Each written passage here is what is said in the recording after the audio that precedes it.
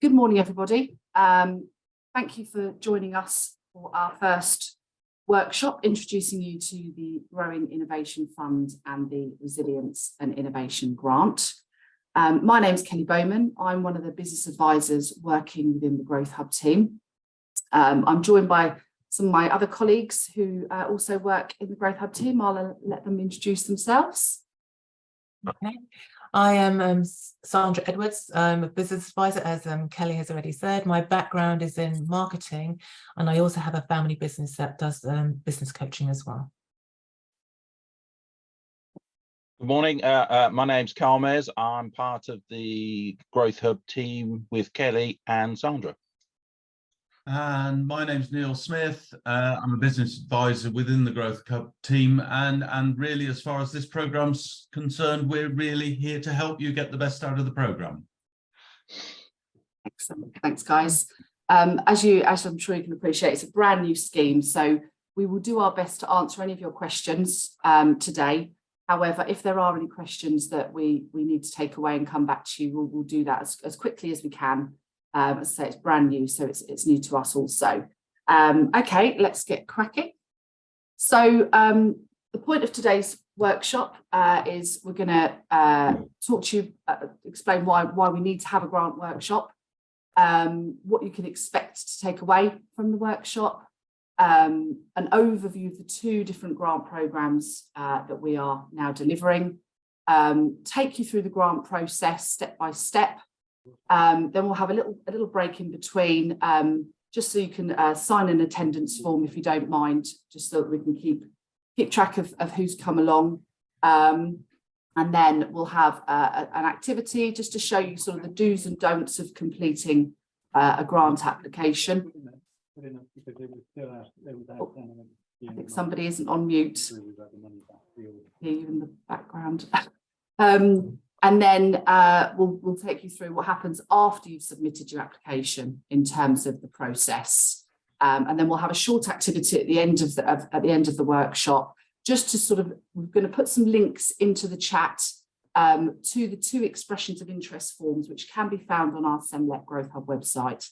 So you can have a look whilst you're sort of online, have a look through. Obviously, you don't need to complete anything today, but if you have any questions about that, because that's obviously the first step applying for the grant. So just whilst we're online, if there's any queries or any questions that you might have, we'll try to answer them today. I'll just give you a quick whiz through that as well. And then any questions, if we can save the questions till the end, that'll just help the workshop flow quite nicely. So there will be an opportunity to ask some questions. And then we'll close. Okay, so we're going to go on to why do we need to have a grant workshop?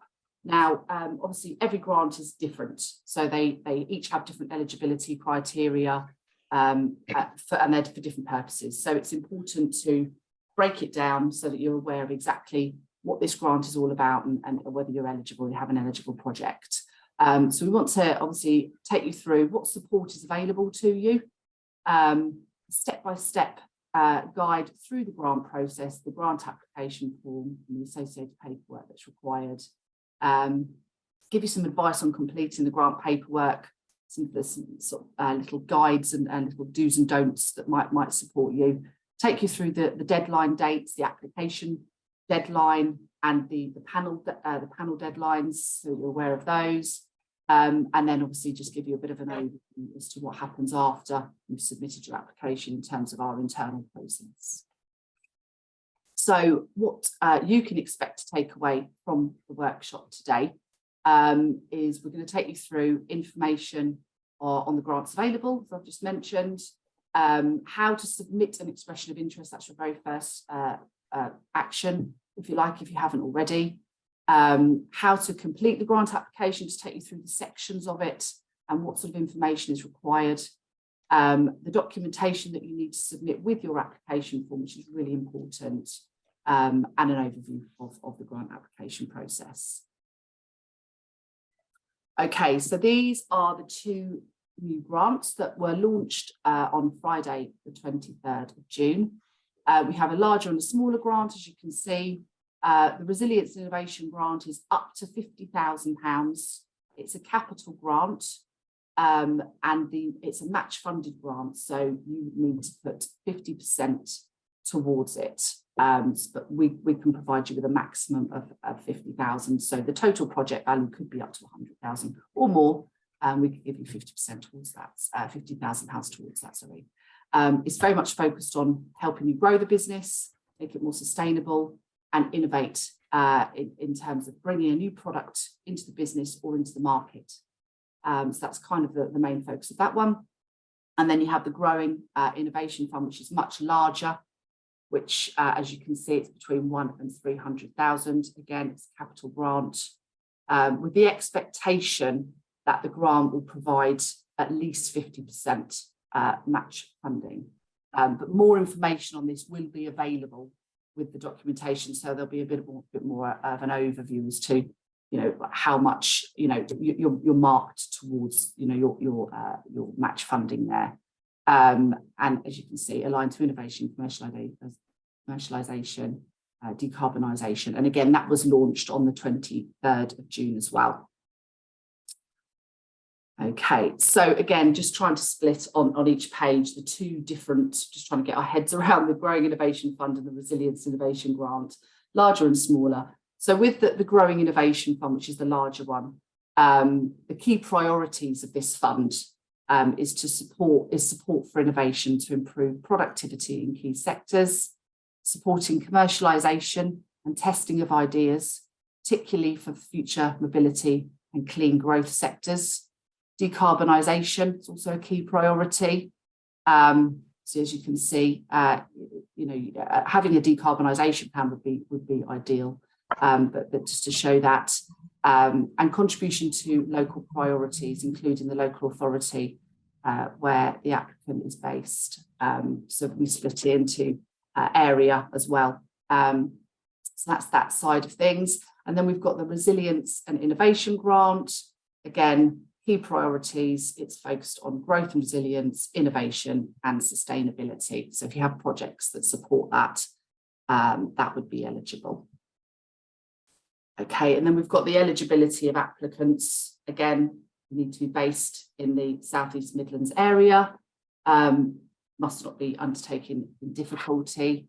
For the larger one, as you can see there, public sector organisations cannot apply.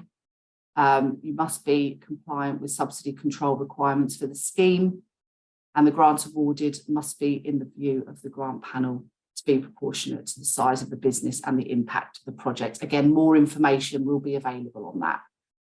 We have assessment criteria which you have access to right now, so that will give you much more detail on that. And then with the Resilience and Innovation Scheme, as you can see there, you can read through the points there. Perfect. Okay, so the next part is eligibility of expenditure. You see, they are both grants. So again, within the guidance we have for the Resilience and Innovation Scheme, that will give you much more of a breakdown as to the type of projects that can be funded within that.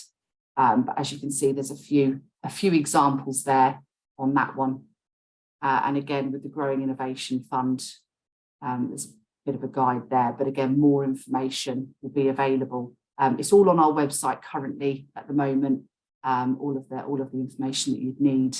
But the first step is to complete the expression of interest, which will outline your project, and then it will go through to our grants team, who will assess the information they've received and come back to you in terms of eligibility. So this slide is just really to give you a bit of an overview. If you were at our Show Me Success event, you would have seen this slide already, but it's just to reiterate the process as to how it works in terms of the step-by-step. So obviously you complete your EOI. The business advisors are here to help you with anything that you need. Obviously, we can't complete your applications for you or your expressions of interest for you, but we can certainly, when you've got to the point of completing an application, we can certainly work with you on that and give you any pointers if there's anything that sort of pops out to us that is either missing or needs a bit more detail. more than happy to handhold you through that process. And then once your application has gone through, the business advisor has been submitted. Obviously, they're appraised and they're scored. Then they'll hopefully go to panel. And then when you're advised that it's been approved, if that's the case, you should hear fairly soon after that. And then obviously the documentation will come through for signature, etc. And the same applies with the other one as well. They're very similar processes. As I say, with the larger one, the Growing Innovation Fund, there is a bit more that needs to be submitted with the application form. And again, all the information's on there, or we're here to help you if you need it. And then this is just, again, you would have seen this at the event, but this is just the information there to show you just sort of time scales when the EOI opens and closes. With the Growing Innovation Fund, they are going to close the EOIs so that we're able to work on the expressions of interest that have been submitted, and then it will reopen again, just to be fair, that everyone has given enough time on their expressions of interest. But yeah, I mean, we can certainly provide you with this timeline after the workshop so that you can keep it and make a note of the dates that are important. Okay, so the next part, my colleague Carl Mayers is going to just take you through the expression of interest section. Thanks, Carl. Yeah, thank you, Kelly. I'm taking you through the expressions of interest for both grant systems, grant programs. The larger grant is more comprehensive than the smaller 50,000 match grant, but I'm going to take you through both, and there is some overlap in respect of elements of both of these two grants, and a lot of things that we're going to be talking about are based upon lessons learned. We've been through a number of grant schemes where when EOIs come in, there are vital bits of information which are either missing, which creates a bit of a protracted process. But I'm going to touch on each of those lessons learned as we go on, and I know my colleague Neil Smith's going to touch on some tips for the EOI a bit later on. There is going to be an opportunity to put questions to us around the EOI process after I've completed this session and a bit later on in the presentation. So I'm going to talk you through the key elements. The two documents that are on the website for the Growing Innovation Fund is the EOI assessment criteria and the expression of interest form. Those are the two pieces of information that are available to you now. And before you start filling out the expression of interest form, we highly recommend that you read through the expression of interest assessment criteria. A key and critical element of the expression of interest application is the actual gateway criteria. Now, the gateway criteria for the Growing Innovation Fund, I should say, is pretty critical in respect of there is a clear pass and fail if you miss any of these items. I'm just going to touch on some of these elements now. If your business is trading as an active business, it's important that it is. We've had cases previously when applications have come in, and when we've done the checks and balances and the credit checks, it's found not to be trading, not in liquidation, not dissolved, not struck off, or subject to being struck off. registered in the UK, has a base in the SEMLEP area, and plans to realise the project are based upon delivering for this region. The whole purpose of these grants is to support the economic development of the region. So it's important that the outputs and outcomes benefit the region. If there is anything missing on the EOI when it's submitted in respect of sections either overlooked or purposely missed, unfortunately, that will not be going through to the next stage.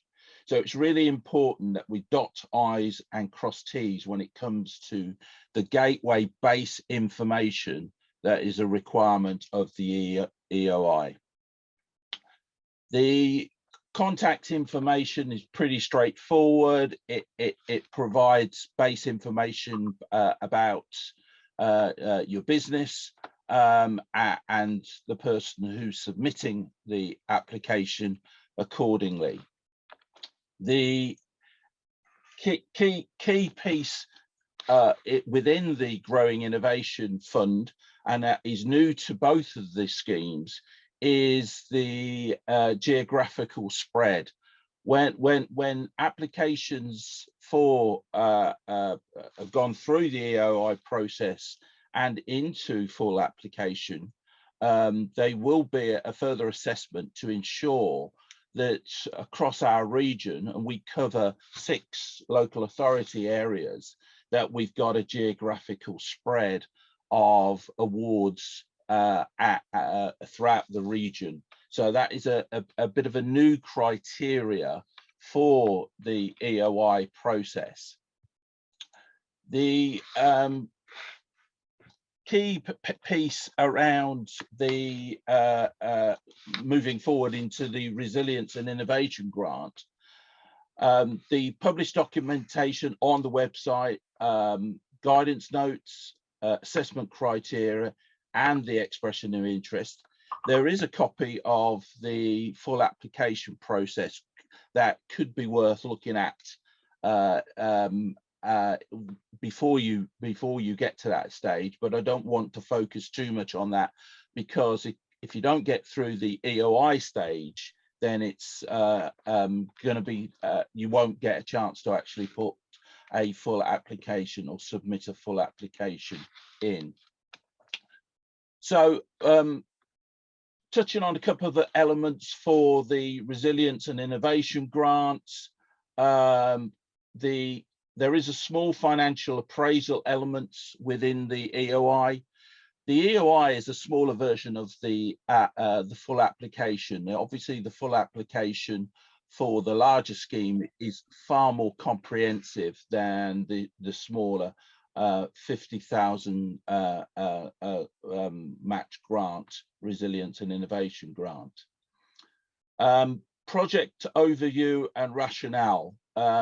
The elements that sometimes go missing on the EOI is a clear start and end date of the project, and the elements of the output created in respect of both for the business and, in this particular case, for the region. There is definitely a focus on the outputs and the impact of what that project is going to achieve, both for the business and for the region. The key dates are obviously or dates for the expression of interest and Resilience and Innovation Grants. Obviously, the first round deadline in this particular first element of the scheme is 5 p.m. on the 15th of September. Now, it's a rolling program, so there are going to be a continuous process of opening up the period of application for EOIs to be completed and then submitted through our grant office and the business advisor or business advisors team will get involved from that point in respect of feeding back either a success or a failure. I'm going to skip back to the Growing Innovation Fund, because I think there are a couple of things I just want to touch on with regard to the much more broader elements of that EOI requirement, because of the fact is that fund and the requirement for those grants is between 100,000 and up to 300,000. And there's definitely a requirement to strategically align the application in the context of wider priorities from an economic recovery strategy perspective, from our perspective. So when you go onto our website, you'll see there are a number of links to a number of documents. I would say that you need to read those documents as part of context. Again, the amount of work that you guys are going to have to put into the application for both of the schemes is quite extensive, but more so with the Growing Innovation Fund. So some key submission deadlines for the Growing Innovation Fund. Submission date 5 p.m. on the 1st of August. So that's the first round of this scheme in respect of the EOI submission date. Touching on a little bit about the scoring system. Each of the sections within the EOI will be scored on a 1 to 5 basis.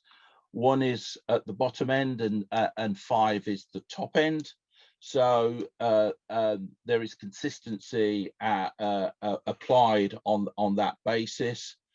And just in context, the all grant expenditure for the Growing Innovation Fund has to be completed no later than the 31st of March 2025. So quite an extensive process.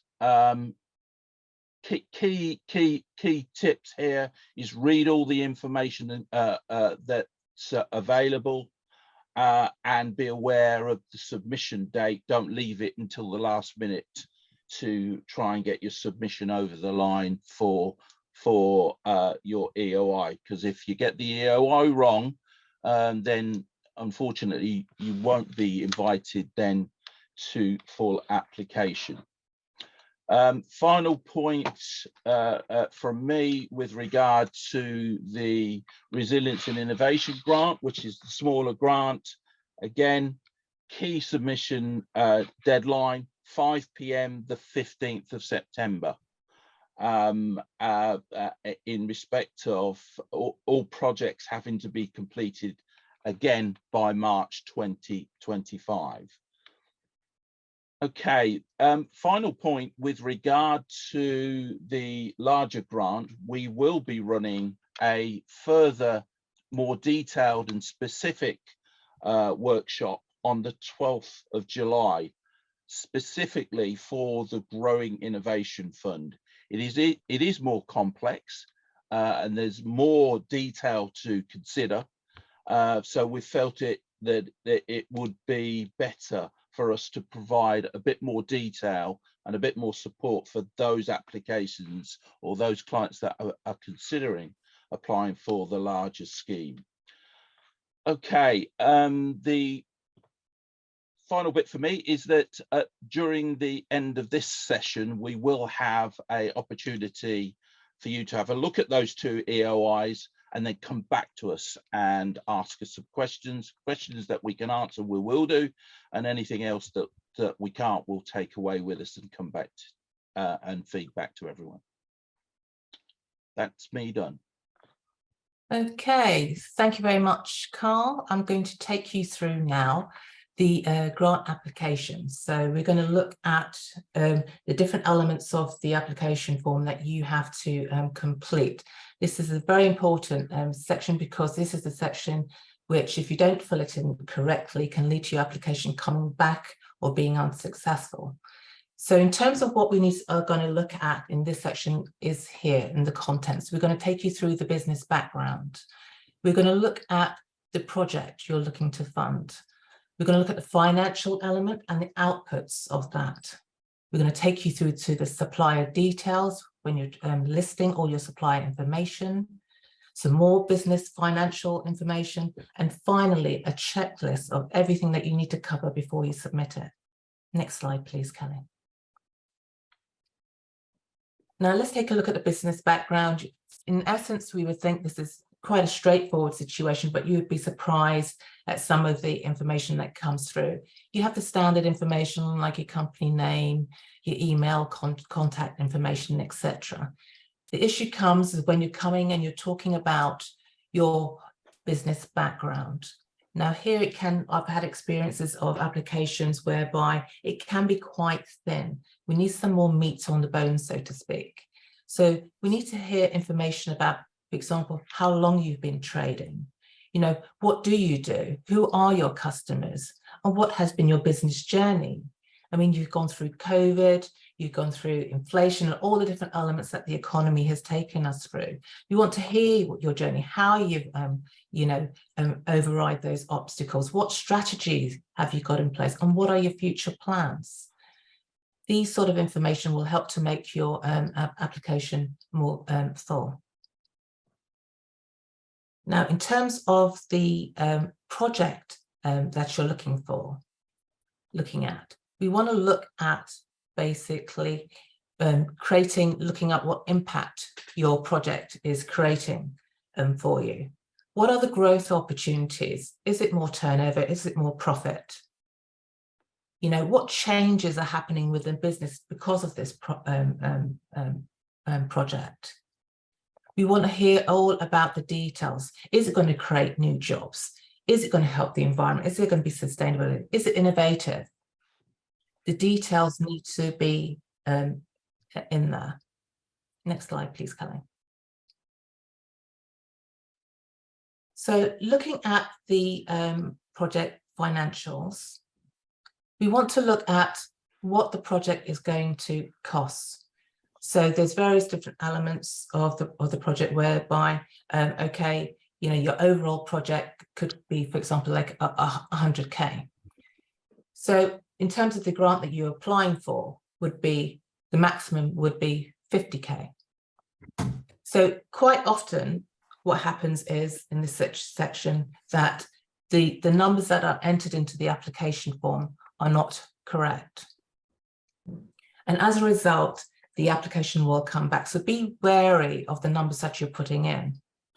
You know, you'll look at match funding. You'll be asked the question, well, how are you match funding this project? You know, are you taking it from company reserves? Is it a loan? If it's a loan, that all needs to be secured and tied up and signed and the deal is done. Just saying you're going to apply for the loan is not going to be satisfactory in terms of applying for the grant. Also, your project completion date is very important because it has to be completed within the program guidelines.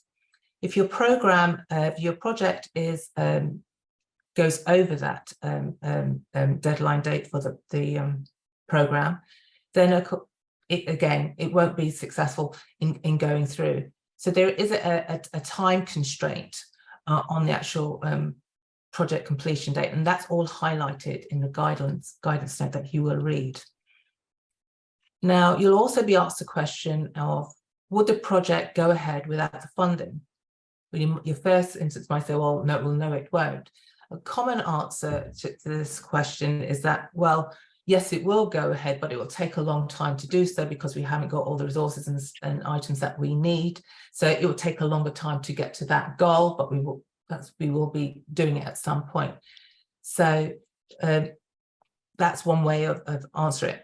But nevertheless, all questions need to be answered, and please do check your figures. Next slide, please. Now, when it comes to supply information, you'll come to a section where there is a table, and you'll have to complete the different elements of that table. So you'll be asked for your project, what are the items that you need for your project? And you'll have to get a quote, 2 quotes for each of those items. So in this table, you'll be listing each item and the 2 quotes from each of your suppliers to make sure that you're getting a competitive quote. Now, this information, I mean, you may have a preference as which you want to go to. That's fine, because you'll be given an opportunity to write in there, you know, which is your preferred supplier. All figures entered need to be entered excluding VAT. Now, a key thing to note here is that when you're listing your items and you come to your total figure at the bottom, the total expenditure, it needs to be matching what your actual grant that you are applying for. In many instances, what we experience is that you'll have, for example, if you had a grant of, you're applying for a grant of 50K, and then your total expenditure comes well over that. I mean, we don't mind if it comes a little bit under, but when it goes over, then it's not matching the funding. So please be aware, do double check your figures to make sure that they are matching, because the form will come back if it's not. Next slide, please. You'll also get chance to fill in your financial information. So in here, you'll be asked to fill in your last full financial information, as well as your current information, and you'll be asked to project figures that should your project come into play, what would your figures look like? That's what that column is about. Now, sometimes businesses, that they try to sort of like put figures in there that, you know, that don't quite work and don't fit. And I'm telling you now that there's people on the panel that they're very good on the finance, and they look out for the finance. And if your figures are not looking right to them, they will come back with queries and questions. And why is that? They want to make sure that your business is in a healthy state, and you're able to, you know, carry out this project successfully. So your figures will be looked at, and having gaps or missing information will not help the case. So please do check the figures and make sure all information is completed. In any doubt, please do contact us and let us know. Next slide, please. Now, so just to recap, so you're going to have a checklist of what you need to basically submit in. So please do make sure when you're providing your supporting evidence, you completed all the application form.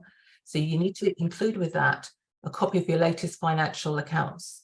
You need to provide all the quotes for each item. So that's 2 quotes per each item that you've listed in your table as being included in your project. You have to check that your form is all sections have been completed, and that the application form is signed.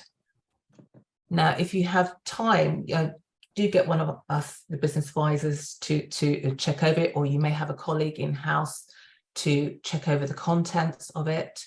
But please do check, because when you're working with your application and there's lots of you really close to it, it's really easy to sort of like miss information.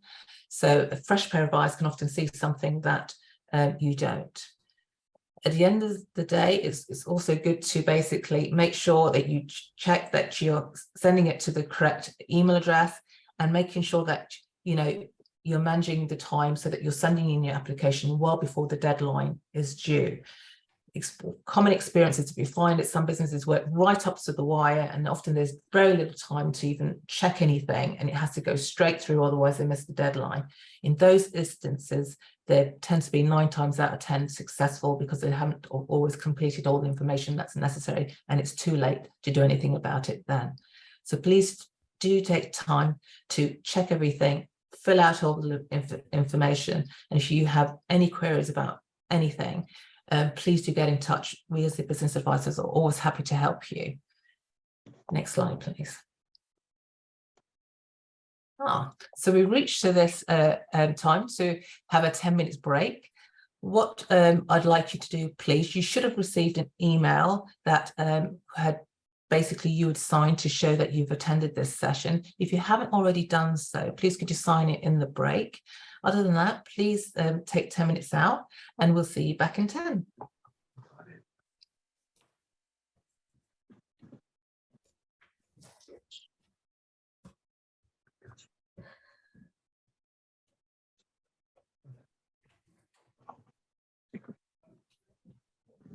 So far, that's pretty much everything you know what to do. Yeah, but if you want, I can carry on listening to it, and you can get on what you want to do. Yeah. I'm only going to listen to it while I'm doing the work anyway. All right, we'll do that then. I thought you were on some like conference, but that's No, it's not common. It's more like an online learning thing. That's they're not like talking to us. So that's why when you, Stuff that we do. yeah, but there's just I know we've missed the first 11 slides, but everything they're just on about there. That's what you do. You get your 2 quotes, get this. But I think See what if there's anything exciting after. Shall I just come out? yeah, I'll carry on listening. That's fine. Oh, look, slow shot. I'll leave that with you, Ray. Anyway, what are you so urgent that you need us? No, it's just I didn't want to do something. So you know we had the #1 lounges. Yes. Mentioned about the salt level in the gym. Let me just.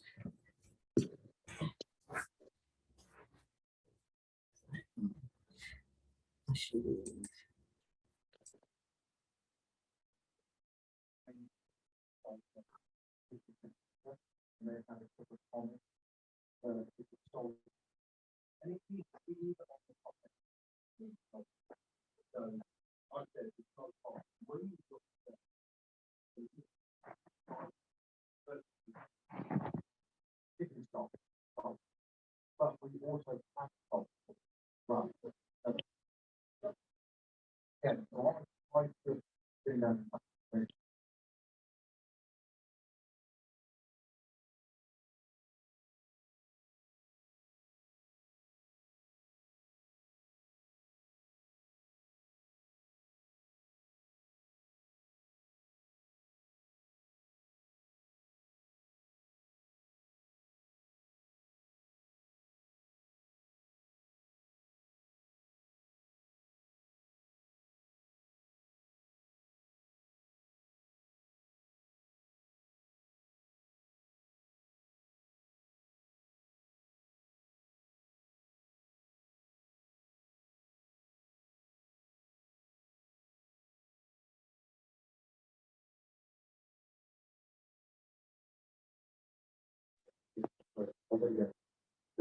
Today anyway.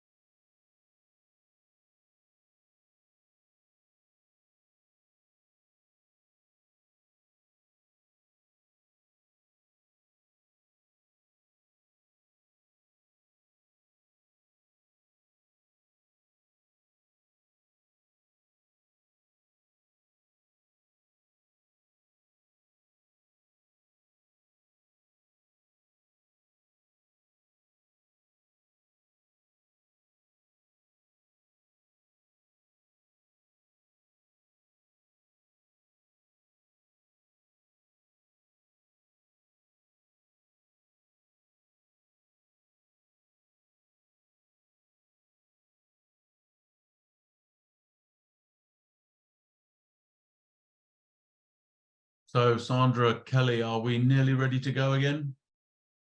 Yes, I think so. I didn't quite take a note of the exact time we popped up. So, 10:07. perfect. Perfect. Hang on then. Do you want to give any more time before we start or press on? We can press on. It's been 10 minutes. It's just a 10-minute break. Hopefully everyone has been able to sign their attendance forms. We've got those back and we can just keep a track of who's here, which is really helpful. Yeah, let's crack on. Okay, so my name's Neil Smith. At the point of repeating myself, I'm one of the business advisors, and we're really here to help with getting those applications in the best form they can be when they finally go to grant panel. We have a sort of arm's length relationship with grants panel for obvious reasons, but we are in a position usually to get things into the best state they can be. So come back to us at any time you need to. What I intend to do this morning is go through a few things, but before I do, can I just check that everybody's sent back their form during the break? If anybody hasn't, perhaps they could put in the chat and we can follow it up directly. So what I'm going to go through today, just 5 slides. The first is some summary of the common mistakes that people make when filling in the forms. Then there's a couple of slides of examples where I'm going to ask you to share your views on what you think are good applications or bad applications, as a way of highlighting some common themes that we see when we receive grant applications. I'm then going to go through a quick summary of some of our hints and tips from the business advisors. And then finally, I'm going to talk through the next steps. So it's only 5 slides, but I do need your attention on the next couple of slides because I should be asking you to vote in the chat. If we start then with the common mistakes, the most common one is that simply information is missing. The grant board are not clairvoyant, and if information's missing, it's the easiest thing in the world for them to reject or simply send the application back for further information. And I know what it's like for people busy on the hamster wheel of running a small business. You don't have the time to step off the hamster wheel to fill in lots of forms for organizations like ourselves. It gets left to the last minute, and then a key piece of information, often some account you might need from your accountant or something you might need from a third party like a quote, isn't there at the right time. You're up against the deadline, so you send it anyway. And that's one of the reasons things get bounced back. And into this program, the program's a rolling program for the Resilience and Innovation Grant, and they are done every 2 months. But if you get knocked back, you're going to just lose 2 months instantly. And if the project's important to you, I'd suggest that really you probably want to get on with it. The second common mistake is insufficient evidence, which is evidence in all sorts of ways. Evidence that you're actually going to deliver the project on time, evidence that you can fund your part of the project, evidence that you've got quotations in line with the program, and the grant guidance will give you details on quotations. They're necessary at different levels for different levels of spending, and I would caution you to read those carefully, but you won't get through the system without those quotations. In addition, those quotations really need to add up. When we're putting together the total project cost, somebody needs to double check the maths in that the quotations you send in match the final figure on the project cost. That is one of the most common ones we get, is that they come straight back from the grant panel saying, hold on, these numbers don't marry up. As I say, leaving things to the last minute, poor time management. One of those is also to do with the fact that if you leave everything to the last day, it will be more difficult to get support from the business advisors to help you with the program, because clearly if everyone leaves it to the last day, there's only a limited amount of time we can spend with each project. So leaving it to the absolute last 5 o'clock on the last day makes it very difficult for you and for the business advisor, and ultimately will probably lead to a less successful application. The other common mistake is that the best will in the world, the grant panel are, they're lay people in many cases. They're not necessarily business people even. Some are from local authorities who are not generally running their own business in the same way that you do. And I hear businessmen and businesswomen say quite often, oh, well, that's obvious, isn't it? Well, sometimes you need to state the obvious for the sake of really making your point, because you understand your business really, really well. The business advisor will understand it a little bit, depending on what you tell them, but the grant panel won't understand it at all. So you need to really explain what the project's going to do for you and how you're going to do it. And what and why are you asking the funder to pay for? You know, what is it about this project that deserves the taxpayer stepping in to your business to fund it for you?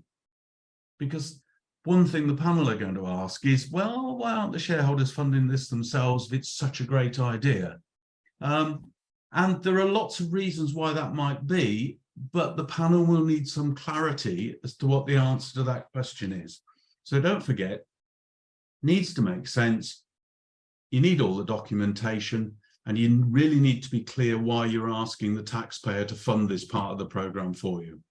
Okay, now when we go on to the next slide, there are two companies here, and let's, for the sake of argument, assume that they've been really good. They've done this all in advance. They've got tons of information. Everything they've got matches up. All their maths is correct.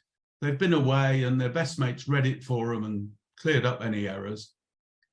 And so there's a couple of companies where we have some examples of projects they might have asked for.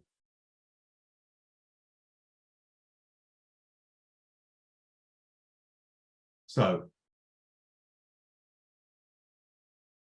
the first company, let's say, simple programs, turnover 100,000, just 2 employees, a project for reducing waste and management process in manufacturing process and reduce costs to make them essentially more competitive.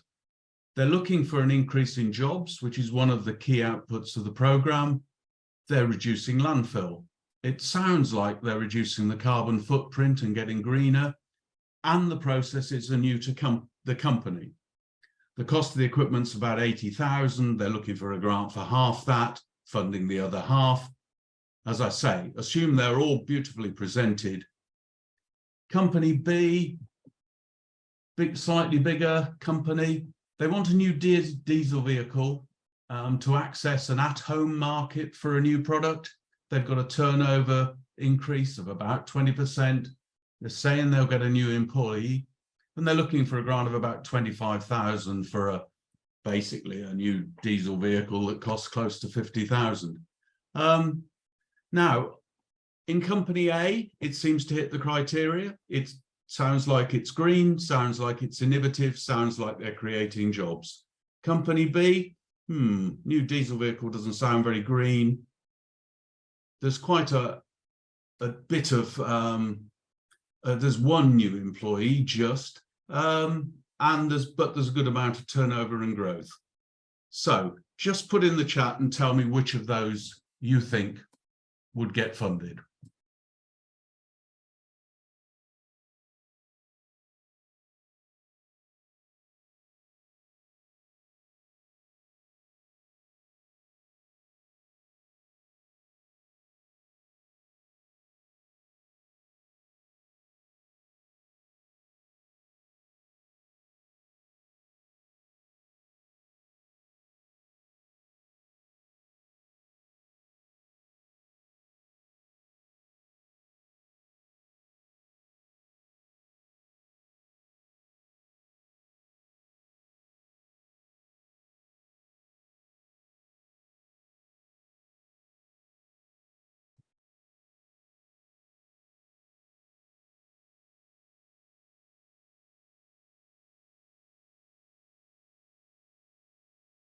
Okay.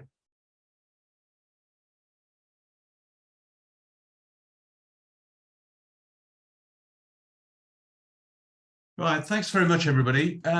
Great to get everybody's input. And I'm going to be a little bit awkward because, as always with these things, there's no guarantee that either presentation would actually get funded. There are no guarantees in these schemes. But I think probably to most of your surprise, I'm going to say that Company B is actually more likely to get funded than Company A. Now, nothing's 100% certainty. I can't say that for certain Company A wouldn't get funded, but it's much less likely than Company B. Company B is doing just about what it needs to get over the grant threshold with a new employee. It's getting a new home market with a new product, which would hit the innovation button. And more importantly, diesel vehicles and commercial vehicles are allowed within the programme. No more than 2 per application, but a single diesel vehicle would be allowed, regardless of the fact that it's really perhaps not great for the carbon footprint. So Company B, and I think somebody put in the chat there was more bang for the buck, is probably the one that's going to get funded. Company A, on the other hand, it's a question of really the sense check, because on the surface, and we get lots of applications like this, on the surface, yes, I'm hitting, somebody's read the brief. They've yeah, I'm reducing waste, reducing carbon footprint, it's innovative, I'm going to create some jobs. They've just read the brief, but in reality, it's a turnover of 100,000, which is only increasing by 20%. So they're going to make an extra 20 grand, yet they're going to employ 2 people. Now, the fully loaded cost of a minimum wage employee's got to be 25k now. So you're going to need a £50,000 increase in gross profit, let alone turnover, just to fund those employees. So it doesn't quite sense check. And I think the grant panel would say, geez, this is disproportionate to the size of the company. And it's that sense check. Is this proportionate to the scale and scope of the company?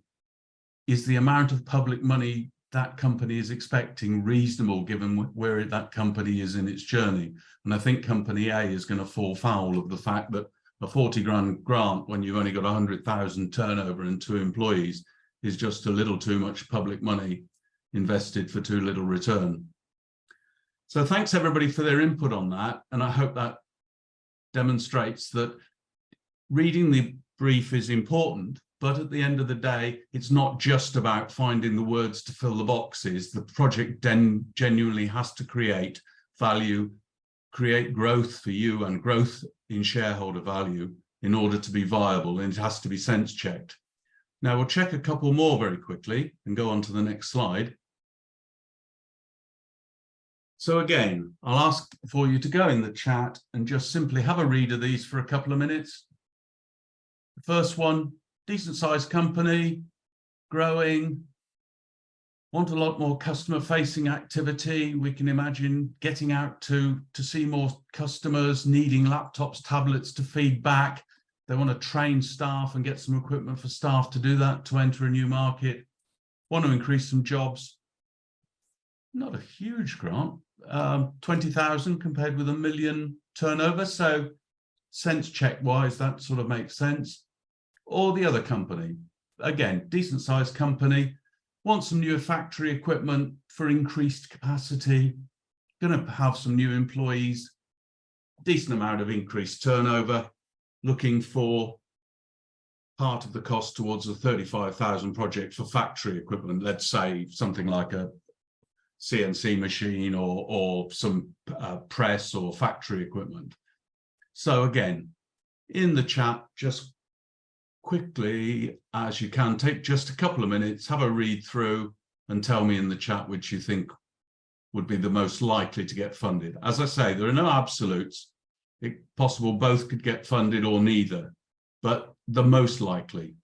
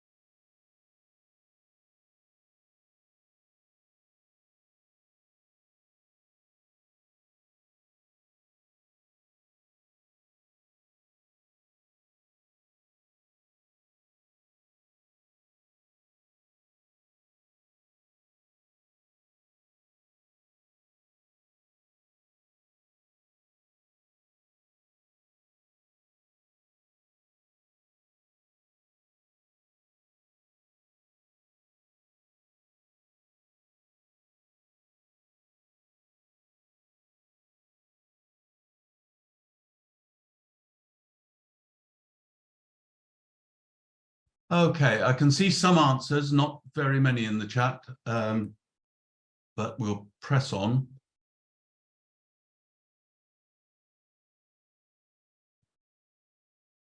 So company C looks likely. I think it sounds as though it might be a lot of new activity, new markets, very innovative, lots of increase in jobs. But there's a pitfall there that a number of people fall into. Laptops and tablets and portable IT equipment is very, very rarely funded. It's very unusual to get that funded. It's not impossible, but it's rare. I think public funds being used for equipment that is essentially be portable and can disappear quite easily or move to other sites is a very, very difficult one. Now, IT equipment, it is still possible under certain circumstances, but it really has to be shown to be integral to the project. And in general terms, if you need anything that's any sort of portable IT equipment, I would check and get advice first, because it's very rarely funded. No matter how good the project is, it's one of those no-nos for the grant panel. We do, however, still fund some IT-based projects, but all of it has to be absolutely integral to the project. On the other hand, company D, very simple stuff. Big return for the investment. If the grant panel's saying to itself, you know, are we getting a good return for £17,500 worth of company money? Then I think people are going to say, yeah, I think we're getting a good return on that. A very straightforward amount of growth.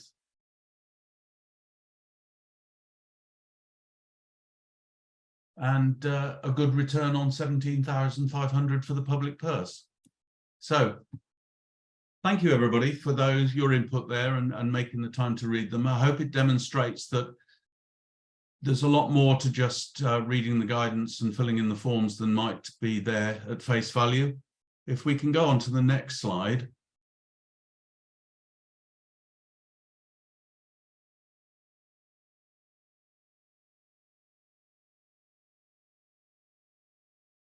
So the hints and tips are just things that the business advisors, myself, Carl, Sandra and Kelly, have come across time and time again.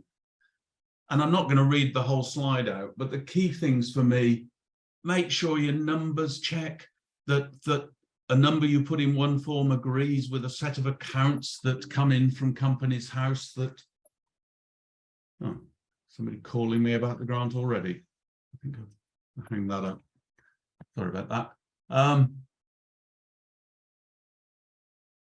Yeah, check that numbers you put on the form match with the set of accounts that will come from Companies House. You'll need a set of accounts that's your last published set complete year. If you're more than halfway through your year, you may need a set of management accounts that are up to date. Be clear on the project. Just try and get it in layman's terms that a grant panel of not all business people will understand.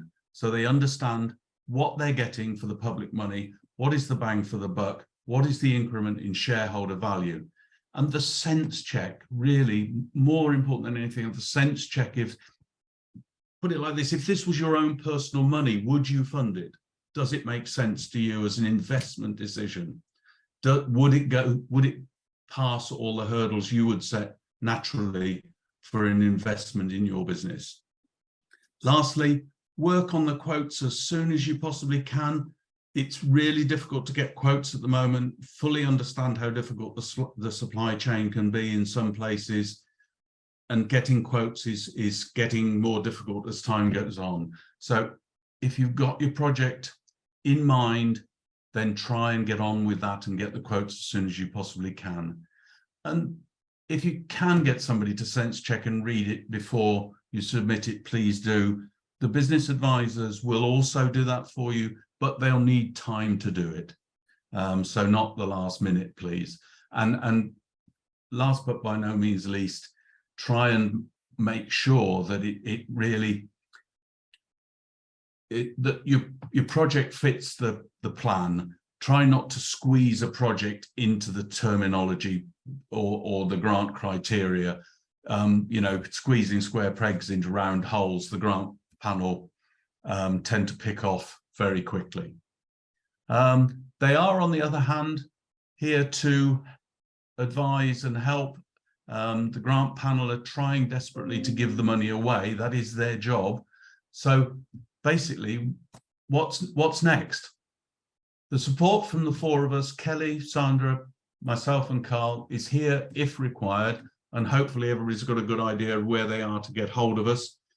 When you submit your EOI, those EOIs will be passed back to a business advisor who will try and contact you, hopefully within about a week or so, to follow up on the application. It's not compulsory. You can just do it all yourself if you have to, but we have got a bit of experience with this now, so we can offer a bit of value there.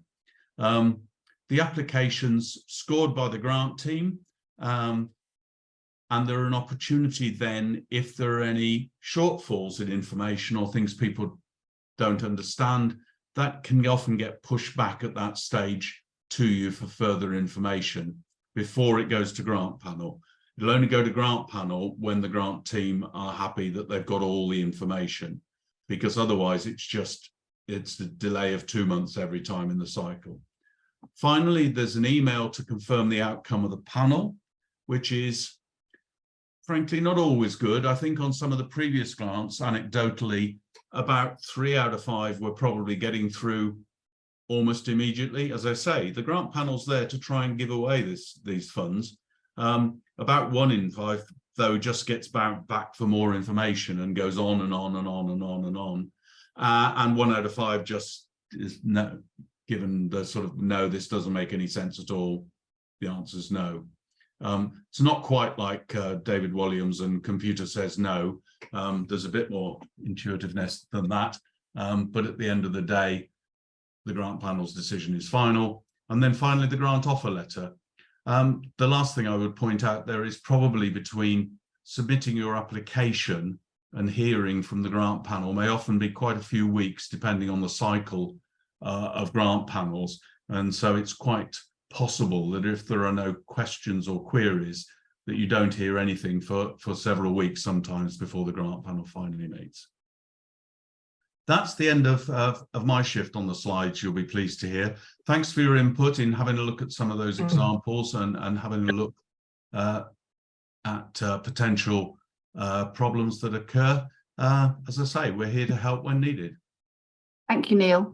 We thought it might be useful if you'd like to continue on with this, just to have a look at our expression of interest forms that we have currently on our website for the Resilience and Innovation Grant and the Growing Innovation Fund. And we thought if it was helpful to you, we've included the links to those expressions of interest sections on the website within the chat. My colleague Samantha Hunter popped it in the chat right at the beginning of the session.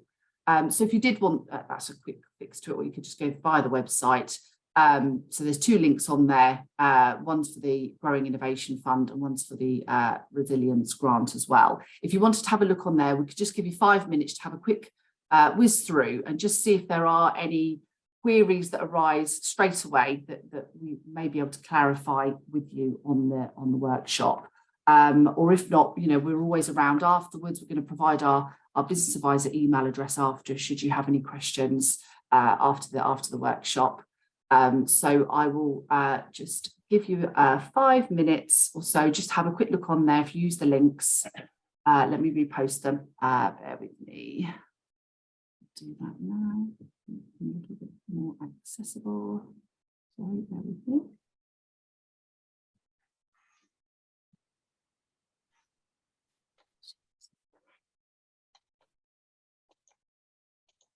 Sorry about this.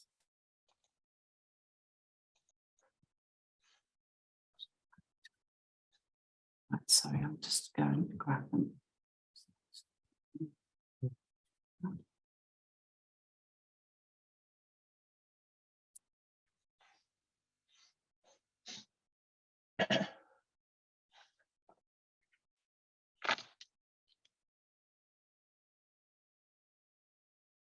Sorry, Sandra, do you have the links to hand so you could paste them in? I can't Okay. seem to Okay, let me have a look. get them. Sorry about that. Sorry, Yeah. guys.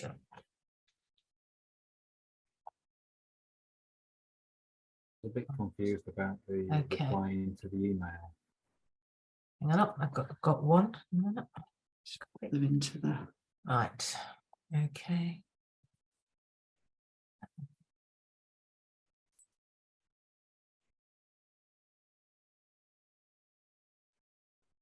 Bear with me.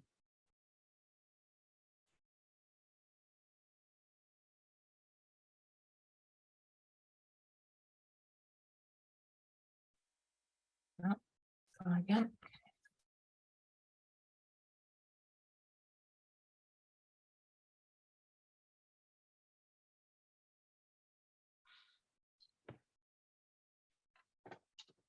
Not allowing me to copy it, Kelly. Oh, they are in the chat at the top of the chat section if it's easier to access it that way, Yeah. or via our SEMLEP Growth Hub website.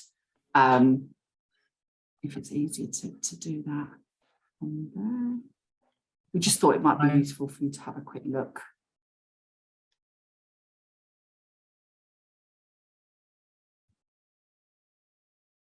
So you sure why it's doing that?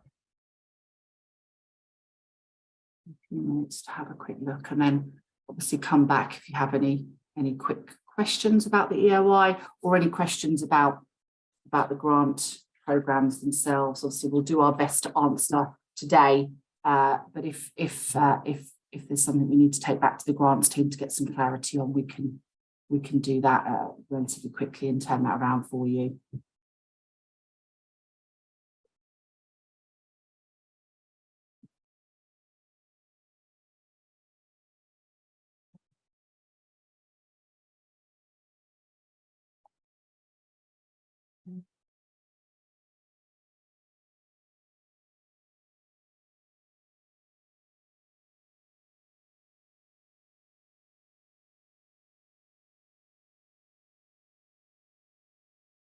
Okay. Managed to do one. Okay, go and get to the other one.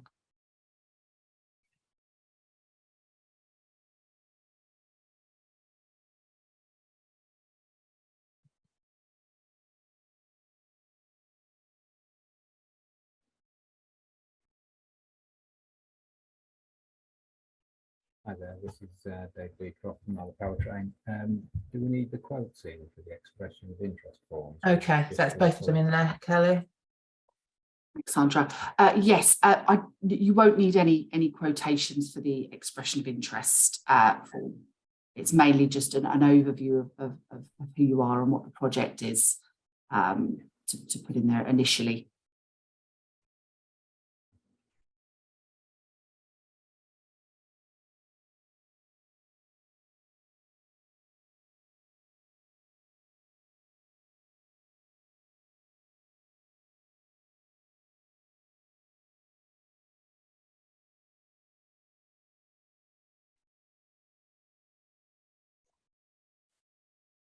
Hi, it's Lawrence White from RPX. I see the grant scheme is 100 to 300,000. Does that mean the total project maximum is 600,000 and the grant being 300,000? Is that correct? Yeah, so the total amount of grant that we can provide you would be 300. Understand. So your Thanks. project could be double that or more, but we would only, the maximum, the cap would be 300 from us. Thank you.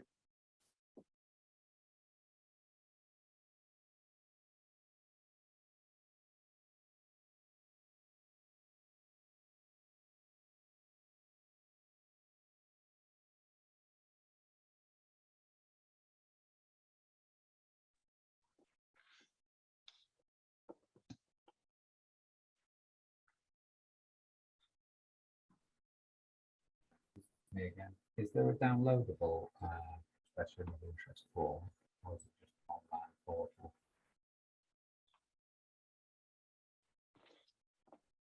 I believe the form is an online form and not downloadable, but I will find out if there is another way. If I'll find out if there's another it's just version. be handy, you know, to get for sending it around the business for various people to input. That's fine. Yeah, right. And which grant was that for? That's for the Growing Innovation Fund. And sorry, could you just remind me of your organisation? Powertrain. Lovely, thank you. Let me find out and come straight back to you on that one.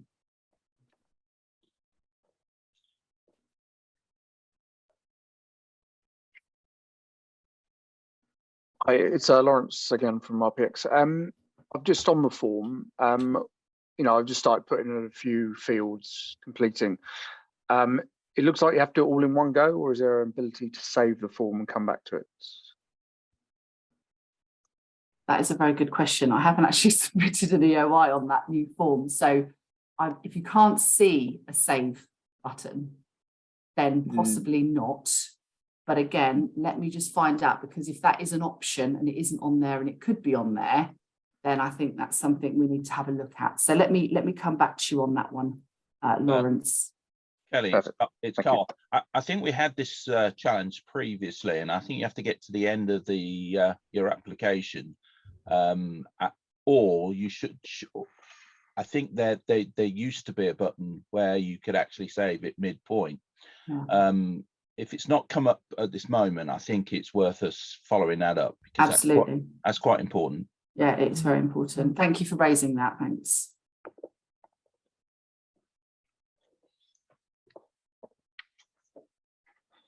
As I say, this is a new scheme. So any sort of questions that come through, we can sort of tweak and hopefully make it easier for everybody when submitting an EOI and an application form.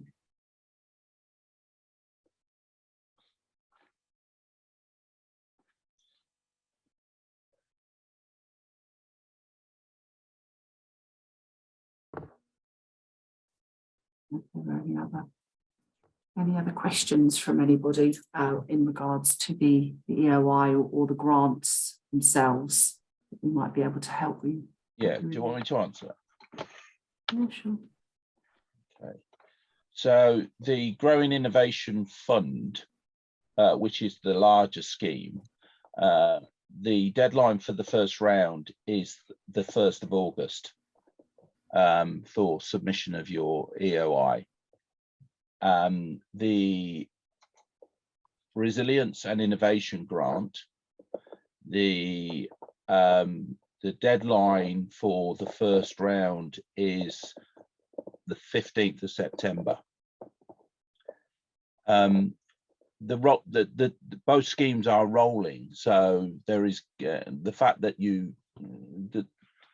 if you end up missing this first deadline, doesn't mean to say that there isn't going to be another opportunity. Obviously, it depends on where the project or scheme within your own business and the timeline for that scheme sits with the timeline of the grant scheme. Now, the good thing with both projects, both grant schemes, is that projects have got a completion date of March 2025. And obviously what will dictate that will be whether the amount of successful applications we get in and how long that application deadlines for future rounds will progress.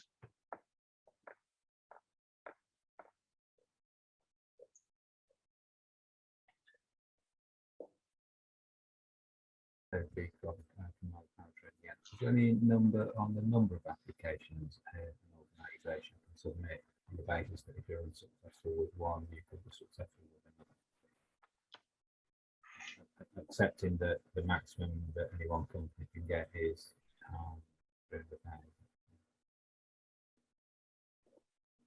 £300,000. So you had 2 projects. Right. Kelly, do you want to answer that, or do you want me to answer? I'm not aware that you can't submit if there's I guess the grant is related to a project. So if you had 2 separate projects, I don't know if you come across this, Carl. Well, yeah, it's actually something that we've submitted to the grant officer for a point of clarification on what you're asking about is multiple applications.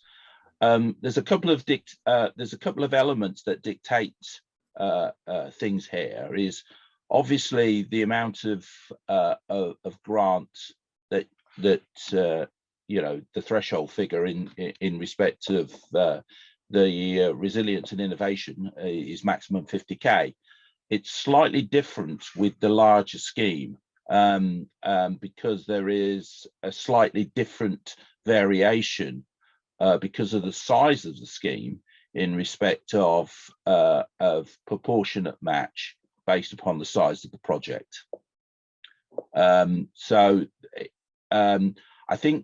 I think again, it's a point of clarification around multiple applications driven by some variable factors around match.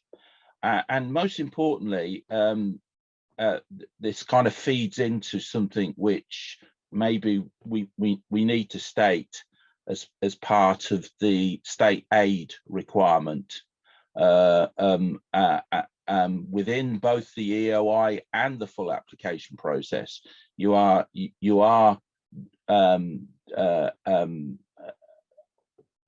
a requirement in line with what previous state aid funding that you've received to ensure that that is declared, because that is one of the checks and balances at the EOI stage that will dictate whether your application proceeds through to full application.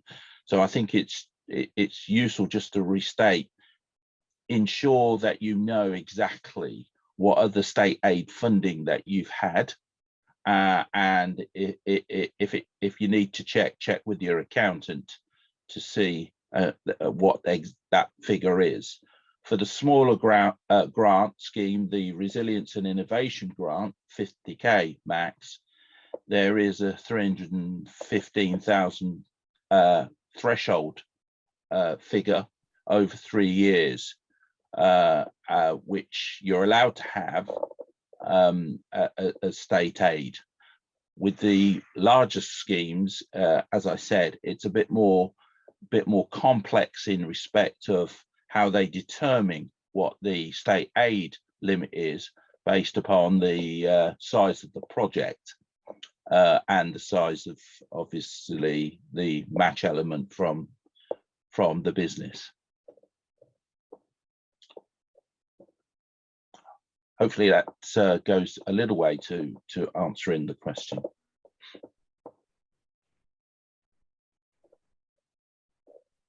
Great. Is there any other questions while we were still online? No, I mean, we've obviously got a dedicated business advisor email address, which is here. So if you wanted to take a note of that, and you had any questions after the workshop, or wanted to sort of just query anything else, please don't hesitate to get in contact with us. We'll help as much as we possibly can. And as I say, where we're unsure, we'll go back to our grants team and get some clarification on the questions there as well. Can we get a copy of these slides? Yes, absolutely. Yeah. And there's stated that there was going to be an email sent back. Yeah. Did you receive an email? No. Oh, okay. I'll get. I can see that in the chat, Kelly. Sorry, yeah. Okay. A couple of bits in the chat that we will respond Yes, to we will and circulate. Can I just reinforce the for the larger growing innovation fund, up to 300,000, there is the workshop specifically on the 12th of July to go into detail on that. Now, you know, I think that for anybody that is looking to submit an application under that scheme, I think that would be very, very useful for those businesses to attend that, because we're going to drill down in a lot more detail in lots of the key areas. Right. Thanks, Kelly. Yeah, well, thank you very much for attending the workshop today. As I say, this is the first one of, we're going to keep rolling them out so that we can keep you updated. And obviously, as we go forward, we'll tweak it and provide a bit more info as we go forward, provide some FAQs as well, just so that you know, sort of questions that were asked, if it may answer the question for you. But no, thank you very much for attending. And if we haven't answered any of the questions in the chat, we'll come back to you as soon as we can on that. And yeah, thank you very much for your time today. Thank you. Enjoy the rest of your day. Take care now.